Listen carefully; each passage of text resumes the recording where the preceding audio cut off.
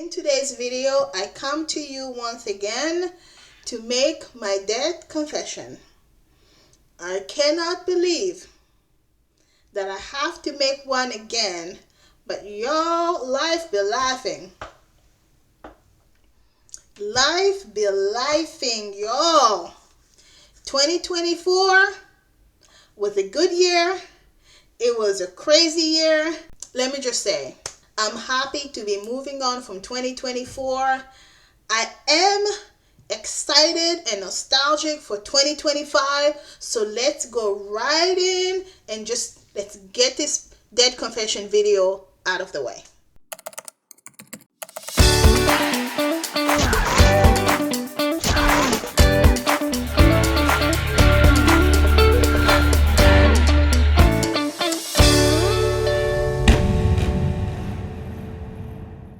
Hello all, welcome back to my channel. I am really happy to see you here. In today's video, I am once again doing my debt confession. If you're new here, my name is Nandi. On this channel, I talk about everything finance, career, and business. I share my personal journey of how I am both succeeding, struggling, growing through my own business, real estate investing, career journey. So if you're interested in more of those videos, please join me. So I am going to switch the screen and we'll go over to my debt payoff spreadsheet so that I can show you guys the landscape of my debt as of January 2025. So here is what my debt looks like. Before I tackle my credit card debt, we're gonna hop all over the place here. So let's take a look at kind of like my loans and different debts that I have before we get into credit cards. So my student loan debts, Moella, I really have just been paying the minimum, so it's not moving. Both of them are around that 5% interest rate. The balance on both of them is around $22,432 for one, and the other one is $66,920. If you followed me in 2013, I had incurred some state taxes. In 2021, I used my 401k. I pretty much completely took every penny out of my 401k in order to buy the duplex and pay for some of the renovations. So I ended up owning the tax man almost $16,000. Yes, honey. Ooh, that was painful. That was so painful. But I was able to set up a payment plan, and I'm on track to paying it off by end of January. So for federal tax now I owe $2,500. For state tax I owe $480.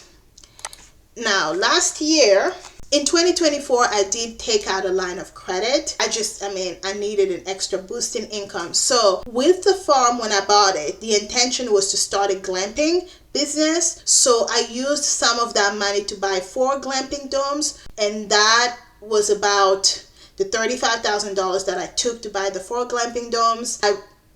Now those domes I pretty much have $35,000 sitting in the warehouse. I still need to buy land so that I can put those domes, but that's for another way that 2024 just kind of kicked my butt. Now, when you have a farm, a lot of the work that needs to be done on the farm requires a tractor, and I really tried to force myself not to get a tractor for a very long time, but eventually I ended up caving in and I did buy a tractor, and that was $35,000. Yes, it is. I was like, oh my gosh, this is almost equivalent to 2 Toyota Corollas. Now, to be honest, right, if I had family members around me like uncles or cousin, we could have offset some of that cost by maybe doing work for people on 1 or 2 weekends. But right now it's sitting there and we're using it to do some work, but for the most part it's honestly just sitting there. And when I moved from California to Oklahoma, I broke my list. So I was like, I'm not paying y'all the $2,500 because I was supposed to pay them for 1 month's worth of rent, which was about $2,500. Like, I will pay you slowly, but I should be done with this by next month. Can really pay it off faster. So all of these loans right now equal $92,332. We haven't even made it to the credit card debt and it already looks bad. My capital one, this is the one that makes me most excited because in the past 2 years I've managed to pay off almost $17,000 despite me having all of these challenges, right? Despite me in 2023 when I first bought the car paying off $50,000 in credit card debt, investing in the stock market, still saving for some money on the down payment, right? I managed to pay $17,000. I probably could have paid more, but at the time work was offsetting some of the costs and that was okay. But now that work is no longer offsetting it, I'm going to try to work to pay it off faster as soon as I'm done with credit cards. So for my Capital One auto, the original balance a year ago, actually no, 2 years ago, I bought it December 2022, was $37,158, and today the balance is $20,116. So not bad. Now the bane of my existence, my credit cards. So with my credit cards, I think altogether I have how many credit cards? Altogether I have 1, 2, 3, 4, 5, 6, 7, 8, 9, 10, 11, 12, 13 credit cards altogether. I do use my credit cards as a strategy for real estate. Usually save for the down payment and then use credit cards to do some of the repairs. And usually some of these are zero balance transfers. So several of these are zero balance. I'm keeping the main interest there because I want to remember, but I know City is zero balance. This is zero balance. Both of these Discovers are zero balance as well. So I use the zero balance method to pay off these cards as quickly as I possibly. Right now, this is what my balance looks like.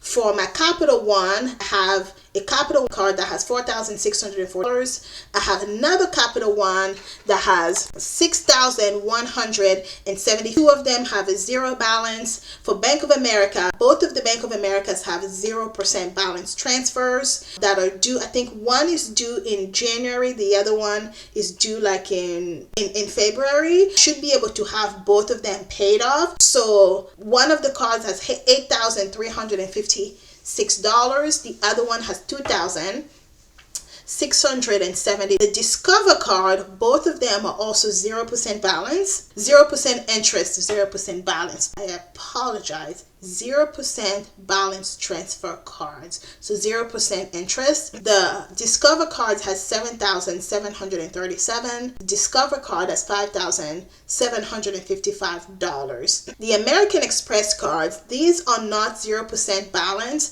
but for most of 2024 they were either 0% or they were very low percentage, like 5%.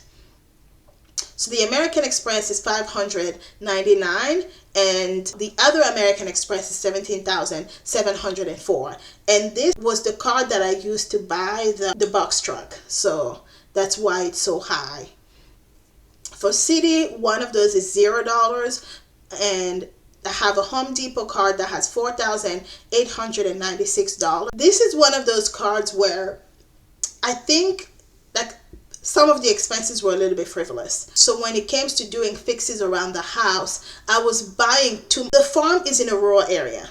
And because the farm was in a rural area, it was costing me a lot of money to have things delivered to the area. So I ended up finding myself overbuying things. So some of this $4,000 is a little bit frivolous.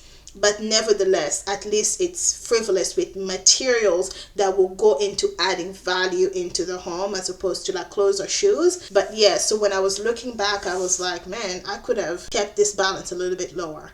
And the last card that I have was a Synchrony Bank card through Mathis Brothers. When it comes to buying some furniture in the home, I used Mathis Brothers 0% interest credit card. So that's another one that has 0% interest. So as you guys can see, I do have a lot of debt, but a lot of them, over 50% of them, are tied into 0% balance card.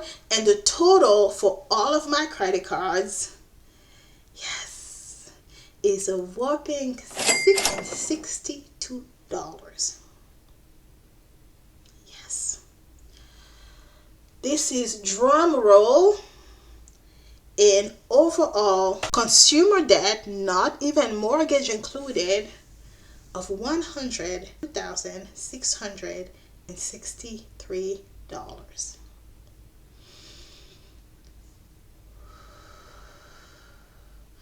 Breathe it out. I'm learning to practice abundance mindset right now because I know that I also bring in enough money to be able to pay this off. Between my full-time job and my rental properties and some of the other things that I will be doing this year to bring in extra income, I am more than well positioned to at least get rid of credit card debt by the end of the year. And a lot of like little debts, like my taxable income debt will be gone. The list will be gone. The line of credit will be gone at the end of 2024. So by the end of 2024, I'm hoping to get rid of all of the credit card debt, if not most of it. Get rid of the line of credit. The lease break will be gone and the tax will be gone as well. Here's my plan for getting rid of credit card debt. First, I'm going to look for some sort of second job, either delivering for Uber or something that would bring in extra income. That would happen. And then what I'm going to be doing is playing like balance transfer arbitrage. So some of the cards here that give you 0% transfer, I'm going to pay those off because one is coming due in January, the other one in February, and another one in March. I will prioritize those, pay those off. And then transfer balances that are currently charging me interest into those 0% interest to at least alleviate the interest impact. And then keep tackling them one at a time from the lowest balance to just get rid of as many as I possibly can, right? So that's my strategy. Stay tuned. Every month I will be doing an update video to kind of see where I stand in this debt payoff. I don't know what type of job I'm gonna get. Right now I'm thinking I might just do delivery services, right? Even if I'm just bringing in an extra, I want to do some sort of job that would bring in an extra $2,000. I might be better off if I did have an actual job where I was forced to be present, but I don't know how that would impact my quality of life because I've just reached a point in my life where I don't think that I'm okay going to a job and then my 2 weeks paycheck is $600. It's better than nothing, especially when you have a lot of debt, but are there other ways that I can make the same amount of money? Stay tuned. Before I close out this video, I'm sure there'll be people in the comment section ready to jump out me. I'm not scared of debt the way the average person is scared of debt, right? I do see debt as a tool. I bought an asset and that asset unexpectedly required that I put in more money into it than I had originally expected. I bring enough money to be able to offset that debt. So if you're the type of person who's really scared of debt and you cannot handle debt, I respect that for you. I really do. And in no way am I advocating that debt is good. No, debt is not good. If you look throughout my financial career, I did a year-over-year video, and it's not very common that I have these types of debt. But as somebody who's been in real estate for a while, I didn't catch up to the reality of how expensive real estate has become.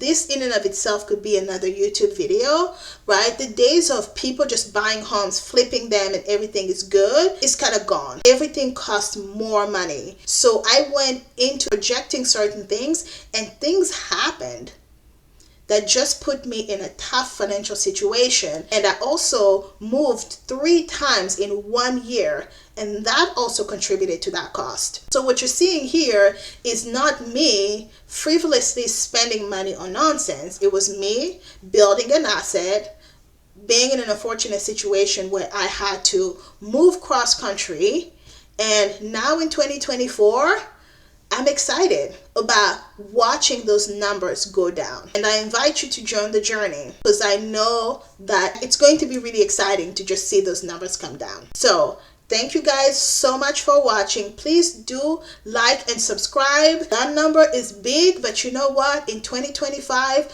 I will not move in scarcity. I will move in abundance. And I have the time, the energy, and the money to get rid of that debt. In the next video, I'm going to post my net worth tracking video. So if you're interested in seeing what is my net worth, how do I fare, it's actually going to be a good one, especially if you're somebody who's kind of judging me for having a whole lot of debt. Please join me on the net worth tracking video, because that would be an interesting video for you guys to see. So thank you guys so much as always. I will see you in the next one.